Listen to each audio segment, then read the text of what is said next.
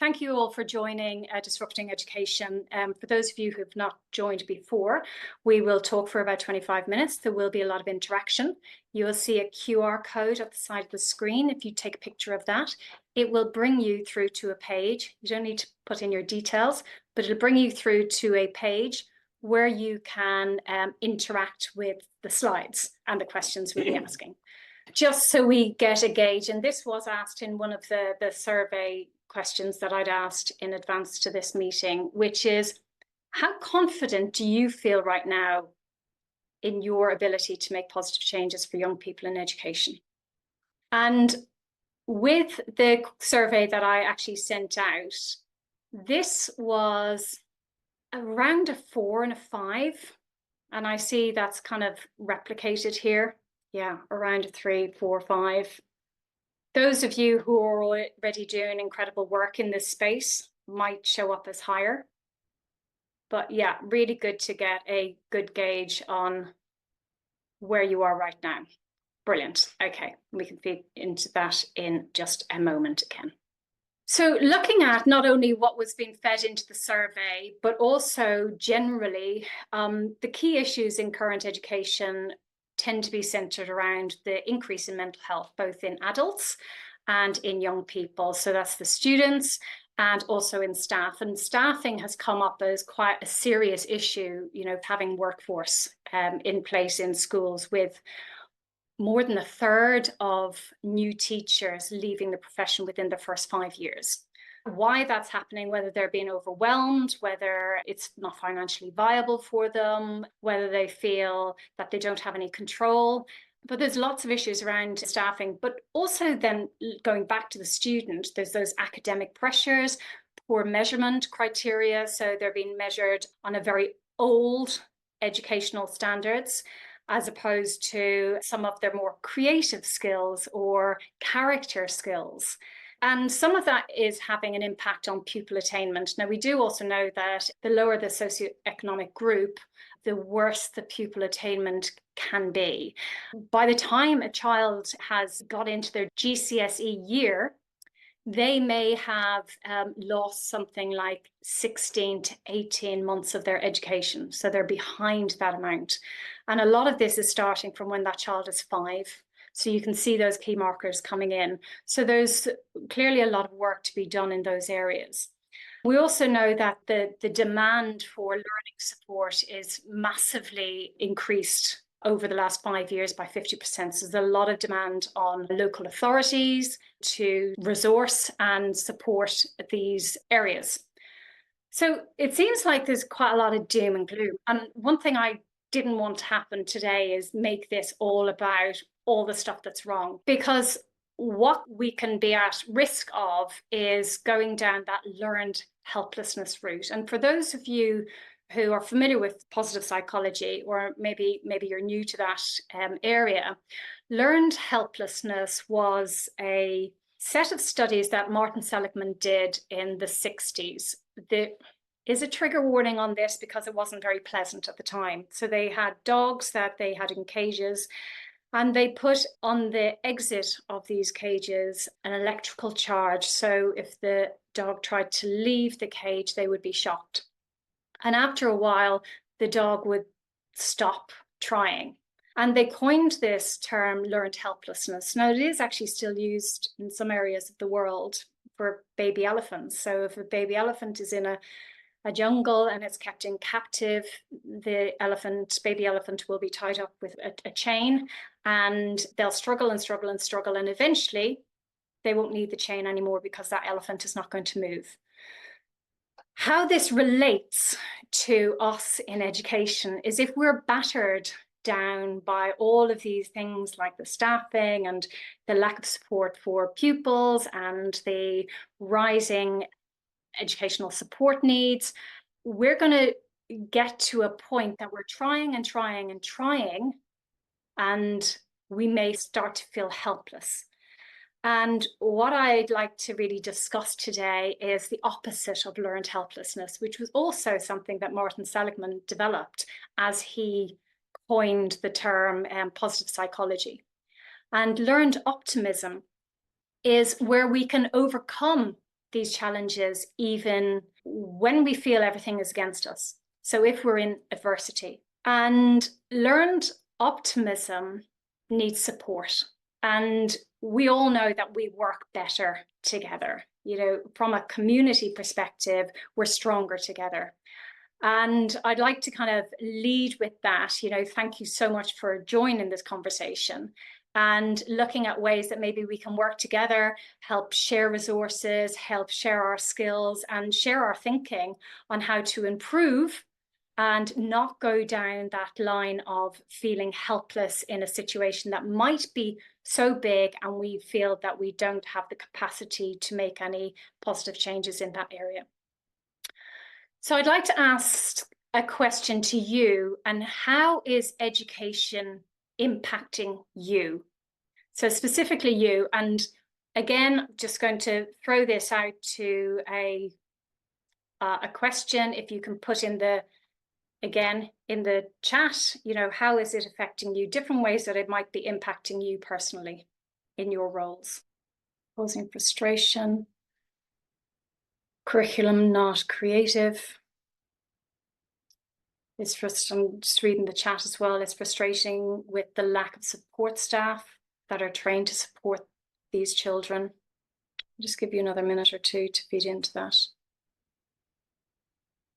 Staff retention, funding fears. Yeah, a lot of things centered around emotions. Okay, outdated. Brilliant. Okay. So with all these worries and challenges, I'd like to pose the question to you about how do you feel that your fears and your thoughts might be impacting those around you, especially if you're working or parenting, working with young children or parenting young people. And there's some work I'm doing, I'm doing a doctorate at the moment, and there's some work I'm doing around emotional contagions. And this has been around for a while, but the mirroring effect and how we influence others. And there are areas in our brain that connect with other people's areas of the brain. And sometimes we call it empathy. It can be a mirroring effect. So let's say if you see somebody bang their head, you kind of wince and you feel it because you can empathize and possibly feel that with them. Some recent research has come out saying that parents, or those that really care about a child, or a child feels they care about them, are more of a positive contagion, so a positive influence, that mirroring effect, than their peers.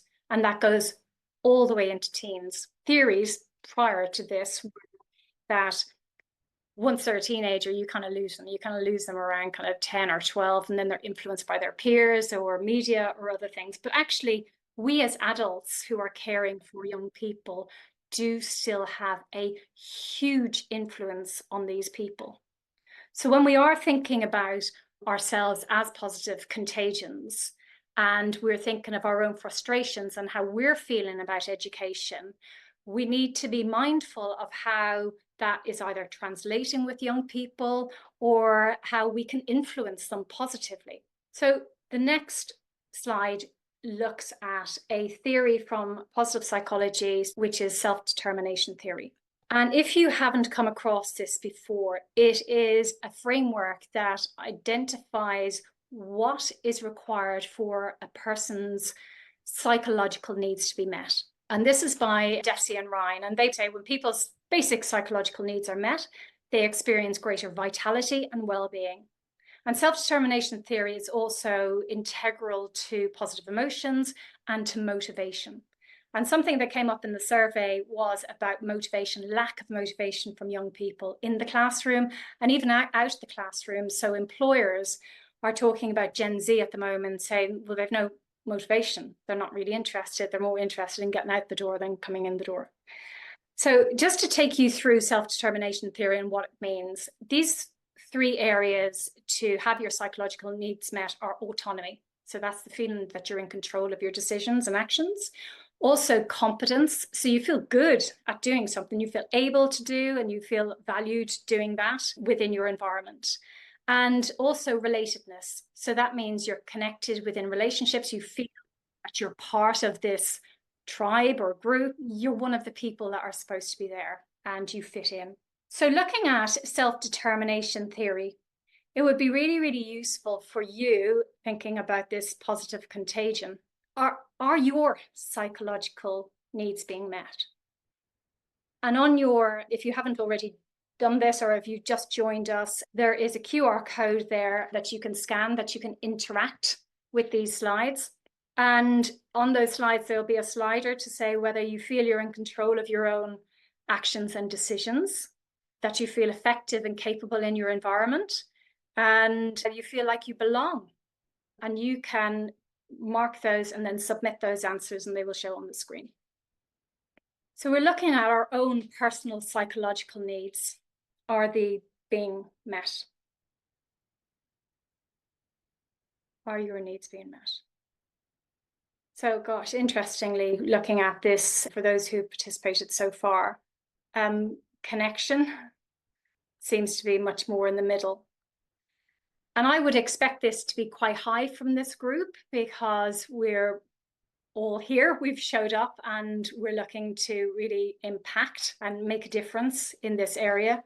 But interesting, okay, so connectedness, relatedness seems to be a lot lower. You feel very effective, so we're feeling a bit more sure about what we're doing and in control of own decisions.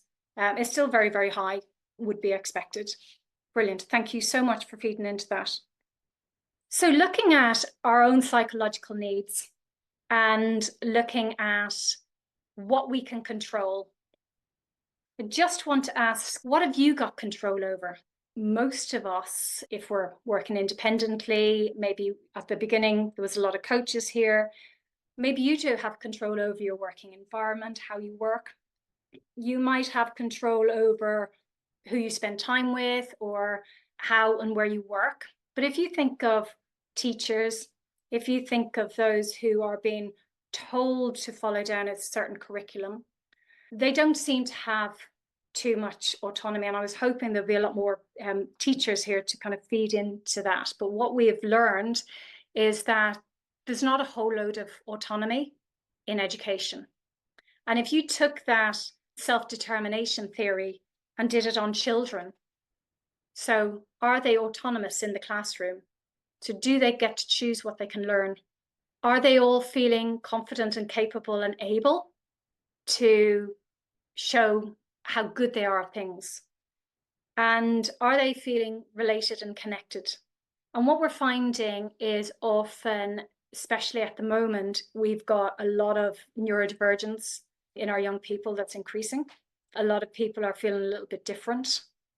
And if you're putting those into that kind of self-determination theory and that model, they haven't got an awful lot of any of these areas, which means they won't be motivated. They won't have positive emotions. They won't feel connected and related to others. They're going to go be disillusioned because they can't do things. I can't get 80% on my maths test. I can't write and read and do all the things that other people are doing. So that starts to lean down into this, I'm in the cage and I can't do it. I can't do it. I keep on trying to do it, but I can't do it. Going down that learned helplessness. Just briefly, because I didn't introduce who I am, and I've also got Tamara, my business partner, on the line as well. So I'm Zeena Hicks. I'm a parent of 2 neurodivergent boys. They're now in their teens, and they've had probably the best education that they could possibly have, and they still struggled all the way through it. Because they're both neurodivergent in lots of different complex ways. You can't say, oh, well, they're both dyslexic and they are the same, or they're both ADHD and they're the same. They're not. They're completely independent in themselves, and they've got their own strengths. I'm also a positive psychologist, and I got into that world because when my eldest son was 5 years of age, he was diagnosed with depression. And he was depressed, and I won't go into a very, very long story, but he was depressed because I was depressed. And after learning positive psychology and then subsequently training on it, I noticed that when I was able to dial up and down my emotions, those children were copying me. And it made me realize, and as parents, the great majority of parents want to do an amazing job. They want to be the best parents. They want to give their kids everything they can. And they don't want to be told that they're not doing things right. And there was a moment in time where parents were kind of blamed and shamed for not stepping up. But they're trying to do their best, but they just do not have the equipment and the tools and the resources to do that. I got all my equipment, tools and resources after doing a master's in applied positive psychology and coaching psychology. I'm now doing a doctorate, which is extraordinary because I left school at 16. But my point being is that I have all these resources. The majority of people don't, but they're so easy to learn. And they don't need big, expensive or elaborate things from either education or outside of education. And I'm really passionate about sharing those cost effectively with as many people as possible, and helping education and this potential learned helplessness that is happening in some areas to overcome that, so we can keep fighting and showing up in the best light for our kids. I'm going to also then pass over to Tamara, who might tell you a little bit more about the work we do rather than just themselves. So sorry about that. Thank you, Zeena. Yeah, hi everyone, I'm Tamara Judge. Zeena and I actually met doing our Masters in Applied Positive Psychology. My background is in education. I was a teacher and school leader for 15 years. I'm still involved with schools, and I'm really passionate about supporting young people. And the work that we do together is all around building these positive psychology skills in young people, parents, and educators.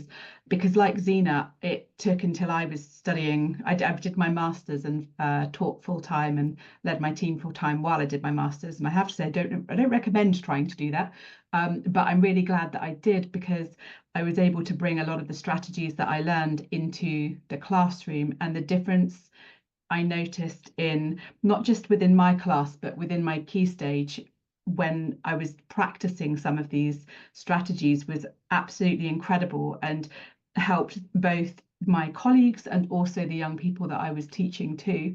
And that it creates this ripple effect. So it goes out to the parents, and the parents were coming in and saying, oh, hey, my child's talking about strengths, and I'm really curious to find out a bit more about that. And so we were able to expand this into the community. And actually it is really, I mean, we both believe, we're passionate about this, that it is about creating this strong community around young people, and we do believe that it starts with the adults. And a lot of the work that we do is on putting some things like coaching in place for young people. So we do coaching for pupils in schools, and I think Zeena might mention the schools we're working with a little bit later, but we've got coaching programs for young people, but also their parents, because there's not really much of a point in supporting young people sometimes unless you're also partnering with parents. And then our sort of flagship school in Oxfordshire, we also have done lots of teacher training and assemblies and workshops for the pupils. So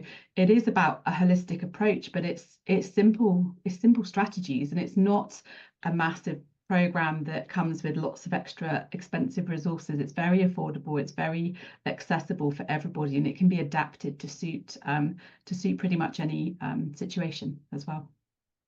Yeah, and also in that neurodivergent space, because raising two neurodivergent boys, and my son has gone into a work placement this week in an engineering firm. And he said to me, the last thing he said to me on Monday morning when he went in, he says, Mum, I'm really scared. And I said, yeah, I know. I think I was terrified as well. They didn't know he was neurodivergent. We didn't give him any of this. So he showed up as him. He came out that end of the day, and I said, how did it go? I said, was lunch okay? Did you need to bring lunch? I gave him a big pack lunch. Or do you need to buy it? And he goes, no, and Mum, I didn't sit on my own at lunch. I'm going, okay. And he goes, they were all like me. They were all like me. We were talking about this and talking about that. And like, one, my heart sank, because I think, oh my God, do you always sit on your own at lunch? And then the other, just feeling that actually I'm normal. I'm normal because, you know, these are all tech brains. They understand my language. Really interesting, you know, and there's a different topic, you know, does neurodivergence actually even exist? And I can say that being ADHD and lots of other things, but because it's the society around us that make us neurodivergent, not us. We're all we're all ourselves, we're all normal in our own skin, but we are being pushed into different packages all the time. So just going back to the survey that many of you filled out, and thank you so much. I asked the question, which of the areas do you think could be prioritised for future education reform? And I know the government are doing a massive insight into this at the moment, but I just thought it'd be nice to kind of have a quiet conversation about it. So they seem to be all kind of evenly spread. You know, we do know that creativity and soft skills and those character skills are really important to develop. And we're aware that there is issues within student mental health and well-being and in inclusion and neurodivergency. But when you kind of put all those together, the inclusion and neurodiversity, the modernization of creativity, soft skills and humanness, because of course AI is going to take away a lot of the jobs, and all, you know, the thing that they can't have is our humanness. Who are we as a human? You know, our emotions, our, you know, how our intelligence, our human intelligence. And we're quashing that at the moment. So ways of keeping that alive. And those areas seem to be a given. They should be part of that. But also that parent and community involvement. You know, in my experience, I was 20 years in education, and many schools want to keep the parents separate because if they get involved, there's lots of issues about engaging parents, and so it's best to kind of leave them aside. But by doing that, we're not collaboratively working together, we're not learning together, and we're not, what we were saying at the beginning, you know, sharing that community and being part of the community. And we all know that teacher well-being and burnout is a big issue at the moment. So if we were to then have that conversation, thinking back to that self-determination theory of autonomy, competence, and relatedness, if you were to pick just one area, either in autonomy or competence or relatedness, can you suggest any way that this could be developed in education? So it might be quite good if you're doing something like autonomy, you might go autonomy dash, this could be developed in this way. Relationship building, understanding of identity, autonomy and coaching. Yeah, good. Yeah. Every child gets access to taster sessions covering a wide range of possibilities. Brilliant. People still typing. Great. So this particular slide has a multi-slide effect. And that is that in a minute, once everybody's finished typing, we will get a chance to vote on which of these we think might work. So competence and sharing children are valued in all subjects, not just English and maths, great. Autonomy in teachers, fun stop teaching multimedia, so allowing them to teach what they want to. They might stay longer than 5 years, brilliant. Allowing children, not only those with special needs, to be able to choose an alternative way in which they wish to learn.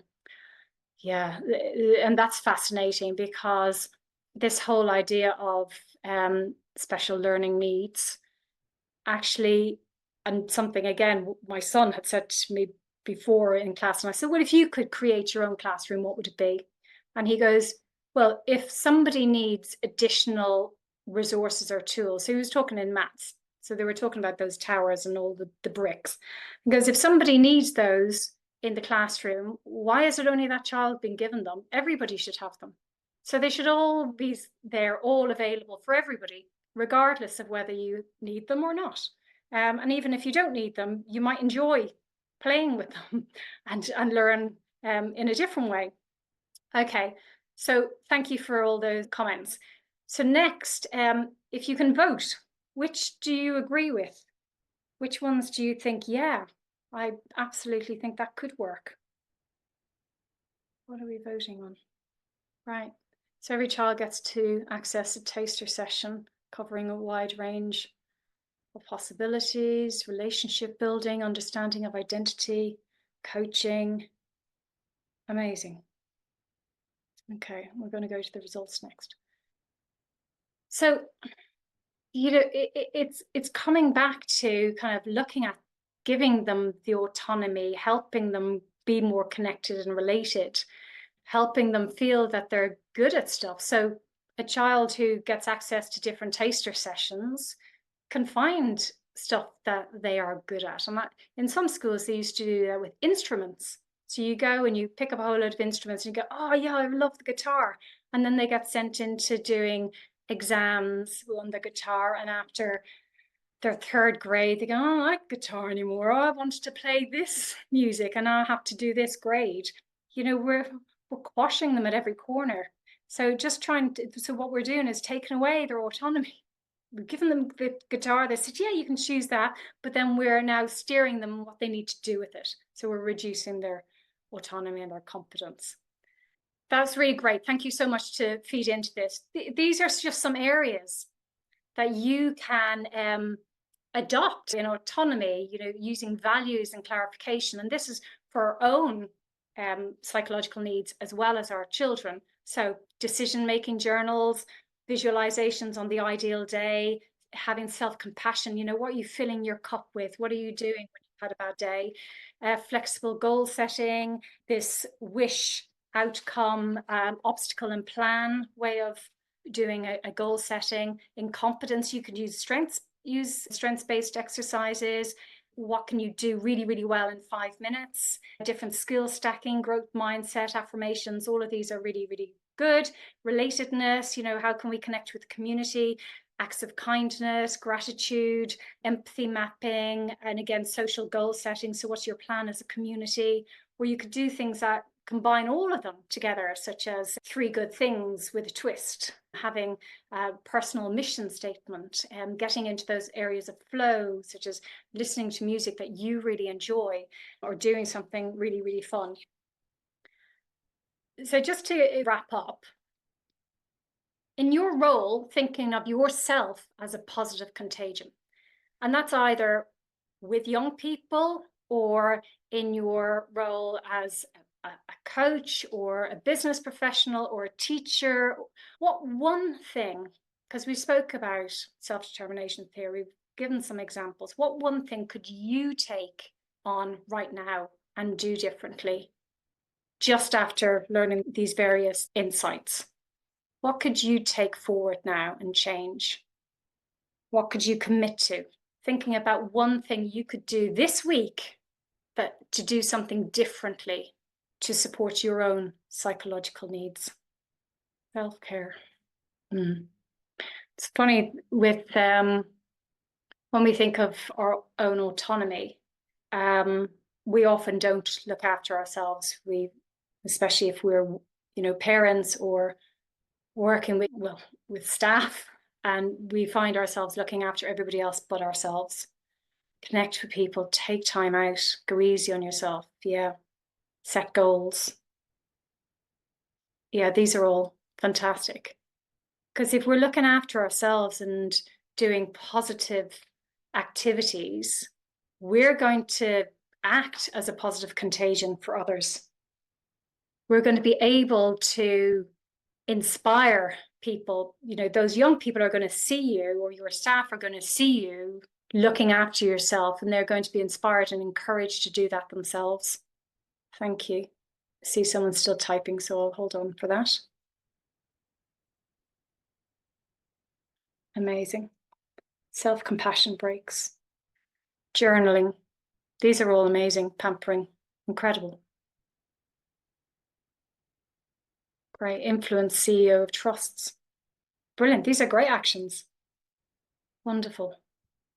Okay, so if we're thinking about where we were at the start, on a scale of 1 to 10, how confident did you feel in your ability to make positive changes for young people?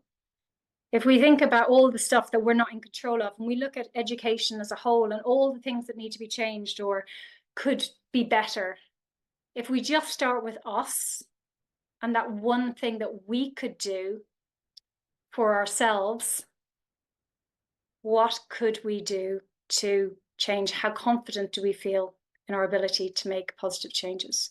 So that's good. That's both sides of the scale. So we don't feel powerless. We feel empowered. This is amazing. Yeah. And we're going to still keep on trying and learning and developing and growing. And one talk is not necessarily going to make change your life. But if we just do those one little things every day and move forward, we can get to a better space and we can start making a difference in education. So I'm going to wrap up and I'm going to go into some questions now. Please just unmute yourself and join the conversation. If you want to talk or need any guidance, and myself and Tamara are only one organization, 2 people. There are so many incredible organizations that are doing incredible work that can help. And I think we all need to be working collectively together, and it's really key. So if you do want to get in touch, there's just some details there. But I am going to stop the share and we can open up the conversation.